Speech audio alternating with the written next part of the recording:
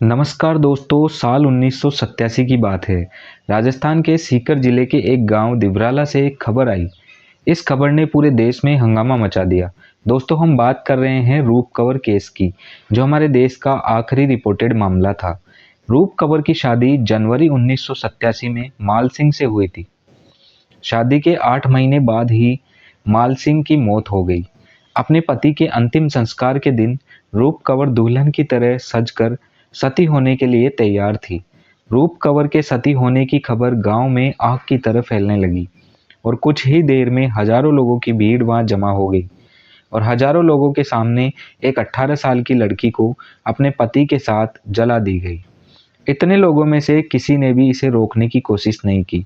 कुछ media reports के अनुसार गांव वालों का ये कहना था कि सती होने का रूप का अपना स्वतंत्र फैसला था, लेकिन आज 36-37 साल बाद भी इस फैसले की सच्चाई पता करना मुश्किल था, क्योंकि बात सती होने तक ही समाप्त नहीं होती है, बल्कि इस घटना का जबरदस्त महिमा मंडन किया गया और जहां रूप अपने पति के साथ सती हुई, वहां एक स्थानीय मंदिर भी बना दिया गया।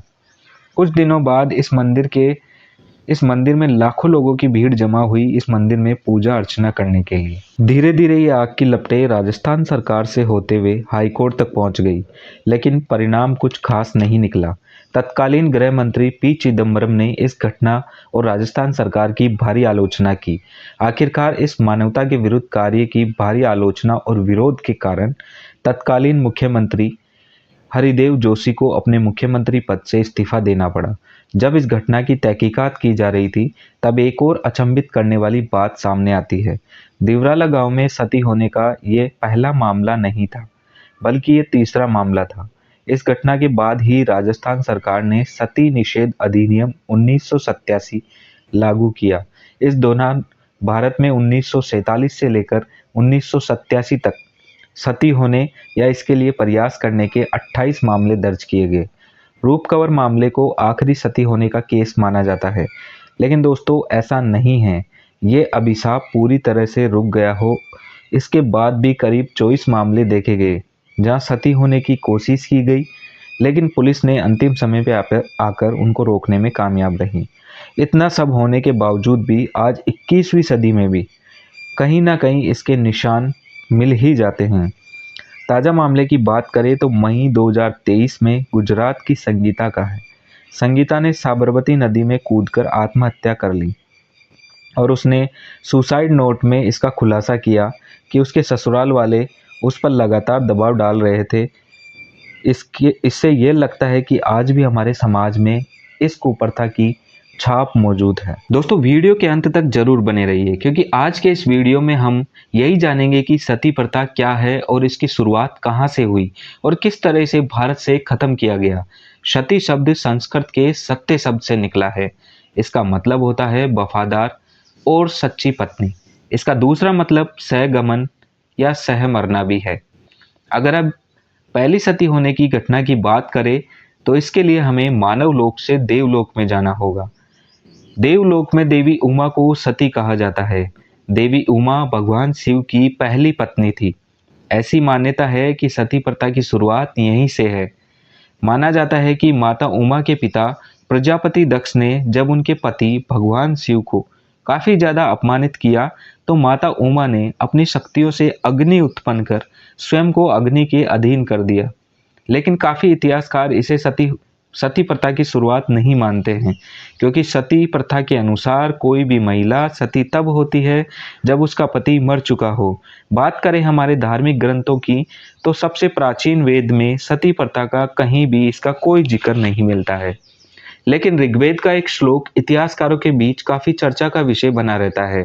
इस श्लोक के अनुसार विधवा को अपने जीवन में अग्रे यानी आगे बढ़ते रहना चाहिए, लेकिन मध्यकाल के कुछ पुजारियों द्वारा इस श्लोक के अग्रे शब्द का अर्थ अग्नि से लिया गया और इसका अर्थ अग्नि बोला गया और सती प्रथा को एक वैदिक प्रथा माना। लेकिन मैक्स मूलर ने इस गलत व्याख्या का खुलासा किया।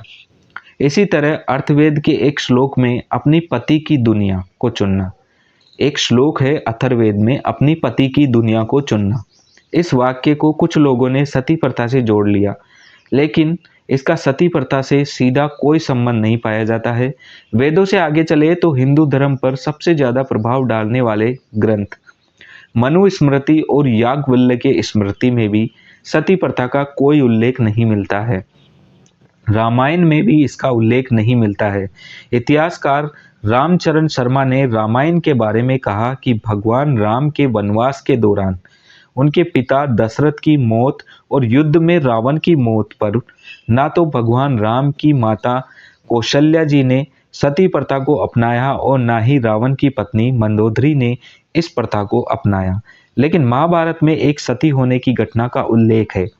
महाभारत में राजा पांडु के मरने के बाद उनकी दूसरी पत्नी रानी माद्री ने सती होने का उल्लेख है, लेकिन इसको लेकर इतिहासकारों में मतभेद है। कहा जाता है कि महाभारत के इस भाग को काफी बाद में इसमें जोड़ा गया। इन ग्रंथों से आगे चले तो 6ठी शताब्दी ईसा पूर्व से 4ठी शताब्दी ईसा पूर्व के बीच भारत में हिंदू धर्म और बौद्ध धर्म के बीच लगातार शीत युद्ध चल रहा था, लेकिन किसी भी बड़े बौद्ध भिक्षुक द्वारा सती प्रथा की आलोचना का जिक्र इतिहास में नहीं मिलता है। जाहिर सी बात है, अगर उस समय यह प्रथा प्रचलन में होती तो बौद्ध धर्म द्वारा हिंदू धर्म की आलोचना करने में इसका इस्तेमाल जरूर किया जाता। ऐसे ही 3री शताब्दी में भारत में आए ग्रीक यात्री मेगास्थनीज द्वारा भी इसका कहीं पर भी कोई उल्लेख नहीं मिलता है। इससे मामला साफ है कि हमारे देश में सती प्रथा मौर्य काल तक तो प्रचलन में नहीं थी। इतिहास में इसका ठोस सबूत 5वीं सदी में मिलता है। इतिहासकार एलेक्स माइकल्स के मुताबिक पहली सती शिलालेख नेपाल में पाया गया, जो 463 ईसा पूर्व का है। इसके बाद 510 ईस्वी का शिलालेख भारत के मध्य प्रदेश में पाया गया। मध्य प्रदेश में मिला गुप्त काल का एरण शिलालेख भारत में पहला अभिलेख साक्ष्य माना जाता है। इसमें राजा भानुगुप्त के सेनापति गोपराज की एरण युद्ध में मौत के बाद उनकी पत्नी की सती होने का जिक्र है। इसी तरह दक्षिण भारत में कुछ ताम्र पत्रों में इसका उल्लेख पाया गया है। इसका समय 10वीं शताब्दी के आसपास का है। इस शिलालेख में राजेंद्र चोल की दादी का अपने पति के मौत के बाद सती होने का जिक्र पाया जाता है। 10वीं सदी में ही भारत में आया एक ईरानी यात्री अल वरूनी के अनुसार भारत में सती होना अनिवार्य नहीं था, बल्कि ये विधवा की इच्छा पर निर्भर करता था। इसके बाद 14वीं शताब्दी में भारत आए यात्री इब्न बतूता ने अपनी भारत यात्रा के दौरान भारत में 3 सती होने को देखने के मामलों का दावा किया। अगर सती प्रथा को समय के हिसाब से देखें तो सती होने के अधिकतर मामले भारत में इस्लामिक हमलों के दौरान देखे गए। देश के जाने माने इतिहासकार रोशन दलाल का कहना है कि भारत में सती प्रथा 5वीं शताब्दी से 10वीं शताब्दी के बीच धीरे धीरे विकसित हुई। शुरुआत में यह प्रथा खासकर राजपूतों तक सीमित थी। समय के साथ साथ इसे कई जातियों ने भी अपनाया। कहा जाता है कि इस्लामिक आक्रमण और अत्याचारों के चलते सती प्रथा का विकास हुआ और जौहर प्रथा का उदय हुआ। जौहर प्रथा में पति के युद्ध में मरने के बाद इस्लामिक अत्याचारों और सामूहिक बलात्कार से बचने के लिए विधवा महिलाएं अपने आप को एक साथ आग के हवाले कर दिया करती थी। जौहर का पहला सबूत 711 ईस्वी में मिलता है, जब मोहम्मद बिन कासिम के द्वारा पहला इस्लामिक हमला किया गया। इस युद्ध में सिंध के राजा की मौत हो गई। राजा दाहिर की पत्नी रानी बाई ने कासिम की सेना के साथ कुछ महीनों तक संघर्ष तो किया, लेकिन उन्होंने अपनी हार को देखते हुए राजघरानों की बाकी महिलाओं के साथ पहला जौहर किया। इस दौरान राजा दाहिर की दूसरी पत्नी और 2 बेटियों को कासिम द्वारा पकड़ लिया गया और उन्हें वेश्या की तरह इस्तेमाल किया गया। इसी घटना के बाद हिंदू महिलाओं ने अपने गौरव और आत्मसम्मान के लिए जौहर करना देश के कई हिस्सों में शुरू हो गया। ऐसे ही 14वीं सदी में अलाउद्दीन खिलजी के हमलों के बाद चित्तौड़गढ़ की रानी पद्मावती का जौहर और उत्तरी कर्नाटक में तुगलक के हमले के बाद काम्पली साम्राज्य का जौहर देखा गया। इसके बाद देश के कई कोनों में विधवा स्त्रियां और रानियों ने अपने पति की मौत के बाद सती होने का चलन अपना लिया। इतना ही नहीं, सती होने वाली महिलाओं को अधिक सम्मान और महिमा मंडन किया जाने लगा और उन्हें देवी का रूप दिया गया। यही कारण है कि अहिल्याबाई होलकर, जिन्हें हमारे देश में नारीवाद का संकेत माना जाता है, उन्होंने अपनी मौत के बाद अपने पूरे साम्राज्य को अकेले संभाला, लेकिन वो भी अपनी बेटी मुक्ताबाई होलकर को सती होने से नहीं रोक पाई। इसी तरह सिखों के तीसरे गुरु अमरदास साहब ने सती प्रथा का विरोध किया, मगर इसके बाद भी राजा रणजीत सिंह की मौत के बाद उनकी 4 पत्नियों ने सती होने को चुना। इसी तरह 19वीं सदी में सती प्रथा के जितने मामले उभर कर आए, उतने तो प्राचीन और मध्य भारत में भी नहीं आए थे। सती प्रथा के बढ़ते मामलों को देखते हुए ब्रिटिश सरकार ने 1815 से लेकर 1824 तक सर्वे करवाया और इसमें 10 साल में सती हुई महिलाओं का रिकॉर्ड बनवाया। सर्वे में सामने आया कि पिछले 10 सालों में लगभग 6000 महिलाओं को सती की इस आग में झोंक दिया गया। कुछ लोगों का यह मानना था कि अंग्रेजों द्वारा इन आंकड़ों को बढ़ा चढ़ाकर बताया गया है, और कई लोगों का मत था कि ऐसे करने से लोगों को हिंदू धर्म से कैथोलिक धर्म में बदलना है। इस पूरे सर्वे का काम किसी ब्रिटिश संस्था को ना देकर एक ईसाई संगठन को दिया गया। दोस्तों, ये तो बात हुई सती प्रथा के शुरुआत से लेकर पूरे देश में फैलने तक की। अब बात करते हैं भारत में उन रियासतों और विद्वानों की जिन्होंने सती प्रथा जैसी कुप्रथा को समाज से मिटाने में अपना योगदान दिया और प्रयास किया। ब्रिटिश सर्वे के मुताबिक सती प्रथा अपने चरम पर थी, लेकिन हैरानी की बात यह है कि इसे खत्म करने की बात तो मध्यकाल के तुगलक साम्राज्य में ही शुरू हो गई थी। तब सती के मामले देश में बहुत कम थे। मोहम्मद बिन तुगलक पहला शासक था जिन्होंने भारत में सती प्रथा पर बैन लगाया और सती होने के लिए विधवा को अनुमति लेना अनिवार्य कर दिया। इसके बाद हुमायूं और अकबर ने भी सती प्रथा को रोकने का काफी प्रयास किया, लेकिन वे भी असफल रहे। जॉन जॉन स्ट्रैटन होले ने अपनी किताब Sati the blessing and curse the burning of wife in India में लिखते हैं कि मुगल सम्राट अकबर ने विधवाओं को सती होने से जबरदस्ती रोकने के लिए कई तरह के उपहार और जमीन का ऑफर दिया करते थे। मुगल बादशाह जहांगीर और औरंगजेब ने भी सती सती प्रथा को बैन किया, पर सख्ती से लागू करने में असफल रहे। इसके अलावा महाराज शिवाजी राजे भी सती प्रथा के बड़े विरोधी थे। इन्होंने अपने पिता की मौत के बाद अपनी माता जीजाबाई को सती होने से रोका था। वहीं सती प्रथा को खत्म करने वाला पहला यूरोपीय गवर्नर अल्फांसो डी इल्बुकर्क ने भी काफी योगदान दिया। पूरे देश में सती प्रथा को खत्म करने का योगदान राजा राम मोहन राय को माना जाता है।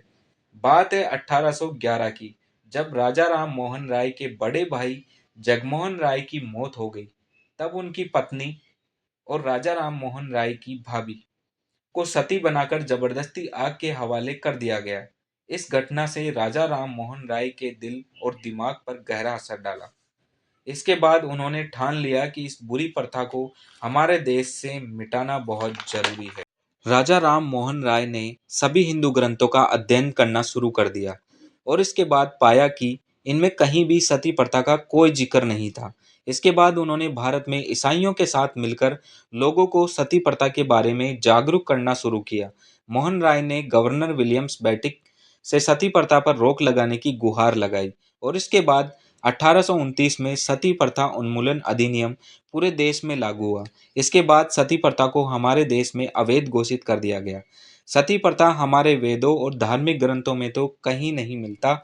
अगर मिलता भी है तो उन पागल लोगों की सोच में और उनकी अंधविश्वासी में। कुछ लोगों का मानना है कि स्त्री का आधार और अंत उसके पति के साथ ही है। आज हमारे देश से ये कुप्रथा का अंत हो गया है, लेकिन आज भी हमारे देश में बाल विवाह, दहेज प्रथा और पर्दा प्रथा जैसी कई कुप्रथाएं मौजूद है। इनका अस्तित्व भी सिर्फ हमारी छोटी सोच है, ना कि कोई धार्मिक ग्रंथ। दोस्तों, आपको ये वीडियो कैसी लगी अपनी राय कमेंट बॉक्स में ज़रूर बताइए और चैनल को सब्सक्राइब जरूर कीजिए। मिलते हैं एक नेक्स्ट वीडियो में नए टॉपिक के साथ। तब तक के लिए जय हिंद, जय भारत।